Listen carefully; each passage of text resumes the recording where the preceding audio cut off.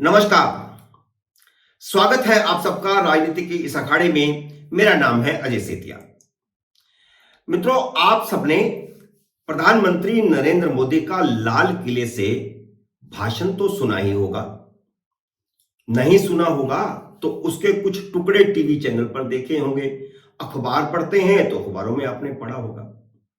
उसकी बहुत समीक्षा हो रही है, हमेशा होती ही है प्रधानमंत्री के हर भाषण की।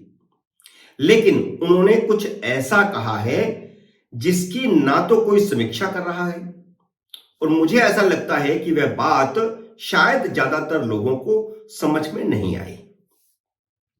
अगर समझ में आई होती तो वही बहस का फोकस का मुद्दा होता, उसी मुद्दे पर ही फोकस होती सारी बहस। आज के इस वीडियो में मैं मोदी के भाषण को सिर्फ 6-7 मिनट में डिकोड कर रहा हूं। आप वीडियो को आखिर तक देखिए तो आप भी चौंक जाएंगे कि मोदी ने कितनी गहरी बात कह दी और कोई उस पर चर्चा नहीं कर रहा। वीडियो पसंद आए तो लाइक, शेयर और सब्सक्राइब जरूर कीजिएगा। मैं अपनी बात शुरू करता हूं।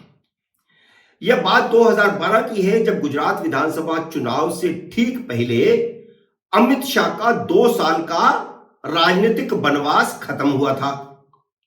गुजरात हाईकोर्ट ने 2 साल के वनवास के बाद उन्हें वापस गुजरात आने की इजाजत दी थी और चुनाव प्रक्रिया उसी समय करीब करीब शुरू हो गई थी। तब अमित शाह ने एक चुनावी सभा में कहा था, मेरा पानी उतरता देख मेरे किनारे पर घर मत बसा लेना, मैं समंदर हूं, लौटकर वापस आऊंगा। फिर से देवेंद्र फडणवीस ने 1 दिसंबर 2019 को महाराष्ट्र विधानसभा में तब दोहराया था जब वह बहुमत साबित नहीं कर पाए थे और इस्तीफा देने का ऐलान कर रहे थे। अब इसे नरेंद्र मोदी ने लाल किले की प्राचीर से दोहराया है।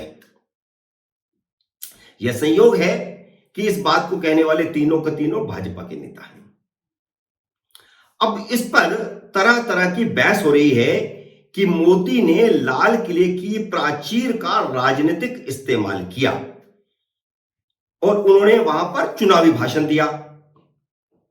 लेकिन वे लोग जो नरेंद्र मोदी की इस बात की आलोचना कर रहे हैं, वे इंदिरा गांधी के आपातकाल में लाल किले की प्राचीर से दिए गए भाषण भूल गए, जब उन्होंने विपक्ष पर तरह तरह के अनर्गल आरोप लगाए थे, मीडिया को धमकी दी थी। वह भी तब जब जवाब देने वाला कोई नहीं था, अखबारों के मुंह बंद थे, सारे नेता जेल में थे। फिर याद कीजिए वह कैप्सूल जो लाल किले में 38 फुट गहरा दबाया गया था, जिसमें आजादी के इतिहास का उल्लेख किया गया था कि गांधी नेहरू ने ही इस देश की आजादी दिलाई, और बड़े बड़े सूरमाओं जिन्होंने आजादी में अपनी कुर्बानी दी, उनका जिक्र तक नहीं था। लाल किले का इतना दुरुपयोग तो किसी ने नहीं किया। खैर, मोदी का भाषण 2 बातों के लिए चर्चा का विषय बन गया है। एक तो यह कि उन्होंने कहा कि अगली बार भी वह झंडा फहराएंगे, और दूसरी बात यह कि वह 15 अगस्त 2024 के भाषण में आने वाले 1000 साल की भारत के विकास की रूपरेखा तय करेंगे। अब यह 1000 साल का जिक्र क्यों आया? मोदी ने सिर्फ आने वाले 1000 साल की दिशा तय करने की बात नहीं कही है। जो मैं आज बात कहने वाला हूं यही महत्वपूर्ण है, बल्कि 1000 साल की गुलामी का जिक्र भी किया है। उन्होंने कहा कि भारत 1000 साल की गुलामी और आने वाले 1000 साल के भव्य भारत के बीच पड़ाव पर खड़ा है। नरेंद्र मोदी ने लाल किले की प्राचीर से वह बात कही है जो पिछले 75 साल में किसी प्रधानमंत्री ने नहीं मानी थी। उन्होंने 1000 साल की गुलामी का जिक्र किया है, लेकिन कांग्रेस और इंडिया गठबंधन के सारे दल मुगल राज को गुलामी का कालखंड नहीं मानते। पिछले 75 साल में स्कूलों कॉलेजों में इतिहास की जो किताबें पढ़ाई गई, उनमें ब्रिटिश राज को ही गुलामी का कालखंड कहा गया है। भारत सिर्फ 200 साल ही गुलाम रहा उनकी नजर में, 150 साल बल्कि। गुलामों की तारीफ में तो इन किताबों में कसीदे पढ़े गए हैं। इसलिए आज की पीढ़ी यही मानती है कि हम तो ब्रिटिश के गुलाम थे, गुलाम मुगलों के नहीं थे।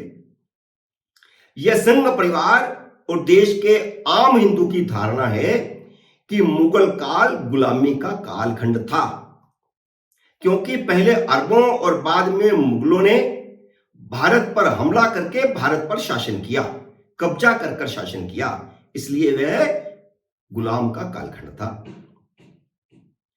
वे भारतीय नहीं थे, इस सारे बाहर के हमलावर थे। नरेंद्र मोदी ने अपने दूसरे कार्यकाल के अंतिम भाषण में भारत के इतिहास को सही परिप्रेक्ष्य में रखकर अगले 1000 साल में भारत को 7वीं सदी से पहले वाले उस गौरवशाली इतिहास की ओर लौटने की बात कही है, जब भारत दुनिया का सबसे समृद्ध देश था। उस समय जब ना तो मुगल आए थे और ना अंग्रेज आए थे, उस समय की बात करिए जब हिंदू शासक थे सारे, और उस समय भारत दुनिया का सबसे समृद्ध देश था। इसलिए उन्होंने कहा कि 1000 साल की गुलामी। आप विकिपीडिया में जाकर देख लीजिए। आर्थिक इतिहासकार एंगल मेडिसन ने लिखा है कि पहली शताब्दी से 10वीं शताब्दी तक भारत दुनिया की सबसे बड़ी अर्थव्यवस्था थी।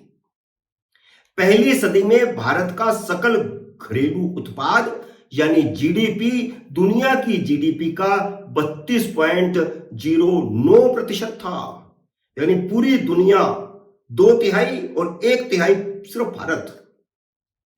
मित्रों, मैं इस विषय पर और भी समीक्षा कर सकता हूं, लेकिन वीडियो बड़ा ना हो इसलिए यहीं पर समाप्त कर रहा हूं।